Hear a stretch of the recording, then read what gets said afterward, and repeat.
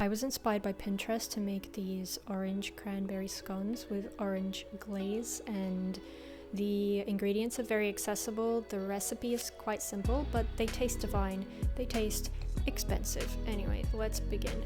We're going to melt the butter, and in the meantime gather all our dry ingredients.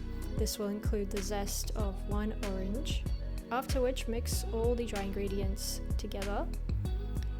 Make sure you chop the cranberries roughly. Oh, almost forgot the pinch of salt there. Yeah, great job, you did it. Make sure to incorporate the orange zest thoroughly throughout the mixture, and here I thought I was being so fancy with the glass and immediately regretted it.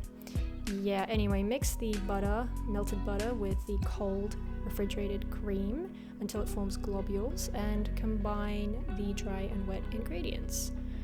This is what the dough looks like, and it already smells so good and just looks edible, but I coated my hands in some oil and formed these cute little scones.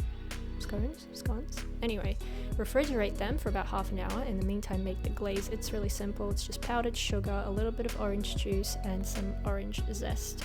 After that, we're going to bake the scones for 20 to 22 minutes and coat them in the glaze. Bam, done. They are absolutely delicious, all the different textures. The dough is very buttery and very rich without being greasy.